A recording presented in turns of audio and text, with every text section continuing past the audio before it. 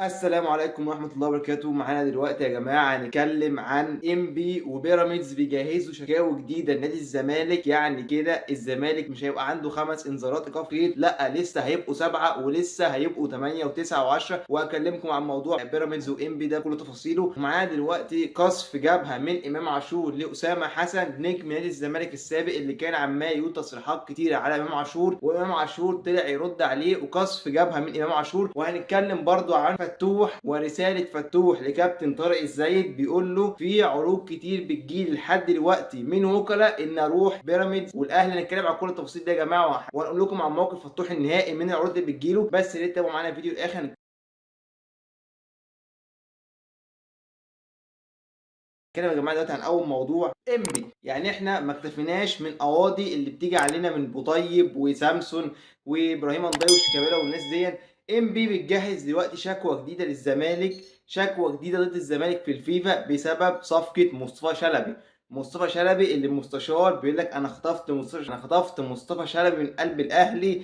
خطفت مصطفى شلبي وهو كان داخل بوابه نادي الاهلي ولحقته في اخر لحظه. انبي دلوقتي تقول لك ان انت اشتريت مني مصطفى شلبي ب 20 مليون جنيه. حلو جميل وكل حاجه. المشكله بقى ان الزمالك كان متفق ان هو يدفع الفلوس على قسطين. اول حاجه لما جاب اللعيب اداهم 10 مليون جنيه وقال لهم القسط الثاني في نهايه الدوري اللي فات ده. يعني الدوري خلاص انتهى، كان المفروض الزمالك يدفع القسط الثاني اللي هو 10 مليون. فطبعا احنا عارفين مرتضى منصور مشي وجه مكانه حسن موسى وبعد كده عماد البناني الاهلاوي. فعماد البناني لحد دلوقتي ما دفعش ال 10 مليون بتوع انبي. فانبي دلوقتي بعد انذار نادي الزمالك قال لهم لو ما دفعتوليش الفلوس في خلال اسبوع فعادي جدا بسيطه جدا معايا انا هاي الشكوى وارفعها للفيفا واجي لكم ايقاف قيد. وانتوا ايه متعودين الحوار ده قضيه ايقاف قيد مش عارف فترتين ثلاثه بقى انت مصيبه. فشايفين يا جماعه المستشار عمل فينا ايه؟ شايفين مرتضى منصور مودين ايه؟ يعني جايب لنا 5 ايقاف قيد، شيكابالا سامسون انداي بوطيب مش عارف مين. ودلوقتي انبي هترفع هنا قضيه وهتجيب لنا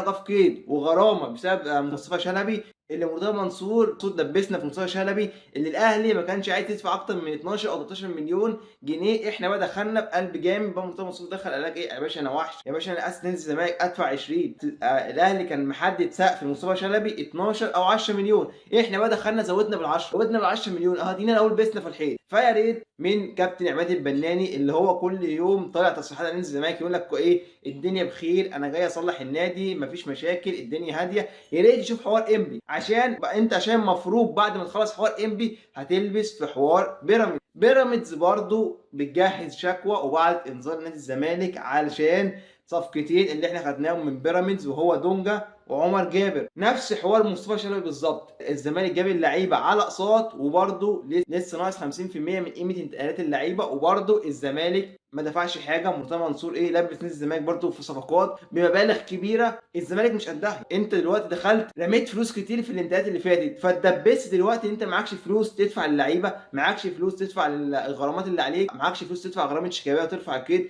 انت دخلت في الانتقالات اللي فاتت رميت فلوس بالعبط. فهو انت بتشيل دلوقتي نتيجه تصرفك الغلط، نتيجه ان انت بتصرف وخلاص. اللي هو ايه انا بصرف وخلاص يا عم. اهم حاجه ايه في بدايه الموسم اجيب لك 10 15 واحد قاعدهم كده على الكرسي واقعد اتكلم فيهم انا جايب نجوم مصر، خاطف ده من الاهلي، ده نجم منتخب مصر القادم، ده مش عارف مين ده مين، وتقعد تقصف جبهات بقى الاهلي ومين وبوم طخ ويا خطيب انا جبت 10 صفقات من غير غرام الكهرباء يا خطيب مش عارف يا ايه. بتدخلنا في حوارات احنا مالناش دعوه بيها. انت دلوقتي لما كان معاك فلوس عرفت تجمع فلوس في الانتقالات اللي فاتت صرفتها بغباء، صرفتها من غير دراسه. اللي هو ايه هات اي واحد قاعد بتفاوض معاه اللي هو ايه كتف الاهلي انا بوم طخ انا جامد اهو. في الاخر بتلبسنا في اقساط. وبرده بيراميدز بعدت برده تحذير اخير للزمالك لو ما دفعتش الفلوس او ما حددتليش ميعاد معين تديني فيه الفلوس برضه هروح للفيفا. والمشوار سهل واحنا كلنا عارفين ان الفيفا والزمالك اخوات. هتروح للفيفا ايه قضيه زمالك ايقاف قيد مع غرامه يلا. بس هو الفيفا ايه الفيفا عارف النظام. انا قلت لكم يا جماعه في الفيديو اللي فات الفيفا مجهز 5 6 انذارات جديده للزمالك عشان عارف لسه الناس هتيجي. فبدل ما يتعب نفسه مجهز ايه ايقاف قيد فترتين ناقصه بس على المبلغ واسم النادي او اسم اللاعب بس. فيا ريت من برضه عماد البناني الاهلاوي والوزير اللي جابه اللي احنا مش عارفين جابه اصل ايه يتصرفوا ويحلوا مشاكل نادي الزمالك. يعني احنا دلوقتي مش مكتفيين ب5 قواضي، لا في دلوقتي بيراميدز وانبي ولسه في تاني. يعني لسه في كل يوم على التاني مرتضى منصور ايه بيبين لك ايه بيظهر لك ملفات بتوريك هو كان بيدير ازاي. كان بيدير بدماغ غريبه، بتجيب لعيبه اللعيب قيمته 10 مليون 20 اللعيب قيمته 5 15 عشان اجيبه واسمها في الاخر ايه؟ بوم طخ، انا جامد، انا غلبت الخطيب، انا مش عارف ايه، انا ايه، انا اساس نادي الزمالك، انا محدش يقدر يقف قدامي من غير غرامه كهرباء يا خطيب، جبت 20 صفقه وجبت 30 صفقه، في الاخر بلبس في قواضي وادفع فلوس، في الاخر اقول معيش فلوس، في الاخر اقول يا دوله الحقيقي انا عايز كورونا، حساباتي محجوز عليها. اللافه بتاعته دي مع ان هو سوء اداره، ان انت جبت صفقات الزمالك ما كانش محتاجها قوي، جبت صفقات زي ابراهيم نداي بمليون ونص دولار،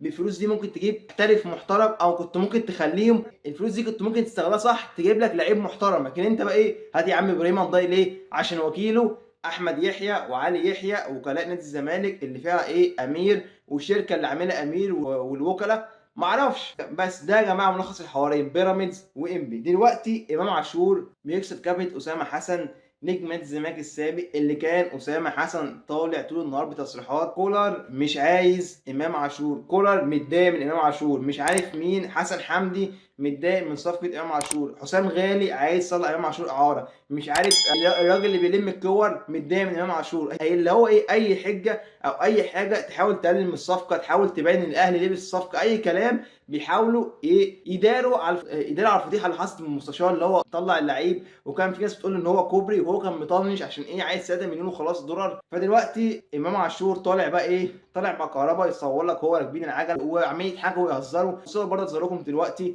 اللي هو بيرد عليه رد غير مباشر، اللي هو ايه؟ اسكت بقى، اللي هو كفايه كدب على الجماهير، انا لو متضايق وكولر مش عايزني هطلع اتصور مع الناس دي كده فرحان ليه؟ صور اهي والصور بتتكلم، هو طلع يرد عليه رساله غير مباشره، انا لو متضايق هتصور ليه كده وهضحك ليه كده؟ اللي هو يعني ايه؟ على نفسي يعني، اللي هو انا ايه؟ اللي هو انا عايز ابين لكم ان انا جامد. لا، هو لو متضايق كان هيبقى متضايق، ما كانش هيتصور، ما كانش ممكن يسافر معاهم النمسا. لكن هو اللعيب مسافر ومبسوط جدا في النادي الاهلي، هو باين قوي من صوره وباين قوي من تصريحاته ان هو مبسوط، وهو قاعد مع كهربا وبيقول لك كولر خد قرار ان كهربا هيقعد معاه امام عاشور في الغرفه اللي قعدوا فيها في الاوتيل عشان يعرفوا ازاي تتعامل في النادي الاهلي، عشان النادي الاهلي غير الزمالك، ازاي تصريحاتها تتغير من نادي الزمالك لنادي الاهلي، النادي الاهلي ليه نظام على نادي الزمالك اللي هو كهربا، يعني فاهم حته ايه؟ حته قصف جبهه وحته بوم طخ كهربا وامام عاشور، وبيعلموا مبادئ النادي الاهلي بس. فيا ريت بس يا كابتن اسامه حسن كفايه ضحك بس مش اكتر ولا اقل، دي رسالتي ليك، كفايه ضحك وكفايه تقليل من صفقات الاهلي عشان الاهلي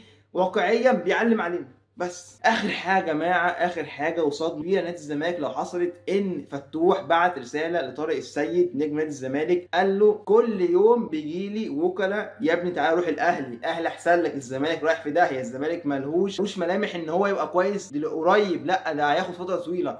وبرده بيراميدز برده داخله له من سكه ايه؟ تعالى معايا هديك عقد 10 اضعاف اللي بتاخده مع الزمالك، وبقى مميزات تانية والكلام ايه اللي بيراميدز، احنا عارفين بيراميدز بيدفع فلوس اكتر من اكتر من الاهلي والزمالك.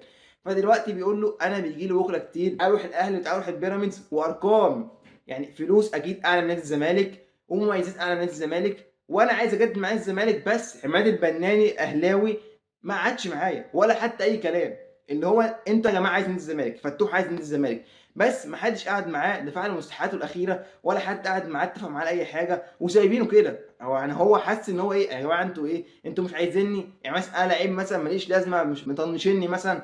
لا، اقعدوا معايا فهموني الدنيا، قولوا يا جماعه اديك فلوسك عشان تجدد معانا. هو فتوح واقف على حته ان انت لو اديتني بقيت مستحقاتي واتفقت معايا على عقد كويس يعني السنه الجايه هجدد معاك كل حاجه، لكن بيقول لك ما حدش بيقعد معايا، وانا عمال يجي لي عروض من اهلي بيراميدز. يعني الناس دي اكيد هو فتوح مش فاهم ليه النادي الزمالك الناس اللي موجوده بتتعامل معاه كده ليه. يعني ايه يا جماعه؟ انا مش شايل نادي الزمالك، يعني انا شايل نادي الزمالك وفي ناس كتير عايزاني، الاهلي وبيراميدز وناس كتير عايزه فتوح، واحنا عندنا فتوح مش اللي هو مش فارق معانا، اللي هو الاداره بتاعتنا بتتعامل معاه ان هو مش فارق معانا، ان انت لعيب عادي. فتوح قال لطارق السيد اقعد مع الاداره الغريبه دي قول لهم انتوا هتعملوا معايا ايه، بس عايز اعرف مستقبلي، انتوا عايزيني ولا مش عايزيني؟ لو عايزيني اقعدوا معايا وخلص الموضوع، مش عايزيني سيبوني اشوف مستقبلي بقى في اي نادي تاني. فطارق السيد بيقول له استنى هنشوف الدنيا، بس يا ريت تستنى معانا لحد بعد الانتخابات عشان يكون في رئيس نادي ونعرف نتكلم معاه. لكن اللجان احنا عارفين يا جماعه، اللجان مش هتعرف تدير الملفات دي، زي مثلا لما يكون في رئيس نادي تعرف تحاسبه يقعد معاك 4 سنين، هيبقى خايف على كل لعيب عنده عشان هيتحاسب عليه. لكن اللجنه يقول لك ايه؟ انا قاعد يا عم شهرين وهمشي، مش مشكله يا عم اخرب النادي، مش مشكله اي حاجه معايا. رساله الكابتن طارق السيد الاخيره لفتوح بيقول له استنى لحد بس ما يجي مجلس منتخب مستقر نعرف نتكلم معاه، وان شاء الله هتجدد معانا. ففتوح بيقول له خلاص ماشي انا هستنى معاك لحد ما الرئيس يجي وهنشوف، خلص معايا الحوار بسرعه ماشي، ما خلصت ما حدش بيزعل مني لما اروح بيراميدز، عشان هو برده شاري جماهير نادي الزمالك ومش عايز يروح الاهلي عشان ما يخسرش جماهير نادي الزمالك. ففتوح لو مشي في حال ان هو مشي من نادي الزمالك او اتعامل معامله مش كويسه من الناس المسؤولين في نادي الزمالك، هيروح بيراميدز بنسبه كبيره، وده النادي اللي انا اتوقع ان هو يروح بيراميدز مش هيروح الاهلي، عشان برده فتوح زملكاوي والناشئين والكلام ده مفروض ان هو يروح بيراميدز. ما اعرفش بقى، ممكن الكلام بيتغير، ممكن المبادئ بتتغير. دي برضه احنا شفنا امام عاشور كان بيبوس النادي ومن الناشئين، وكان كل ماتش يقعد يهاجم جماهير النادي الاهلي ويشتم، وفي الاخر راح الاهلي، فكل شيء اتوقعه. ده بس كده يا جماعه، في الاول وفي الاخر يا جماعه ده كان راي شخصي على اساس اللي حصل، اي حد دلوقتي نيجي نفتح. والسلام عليكم ورحمه الله وبركاته.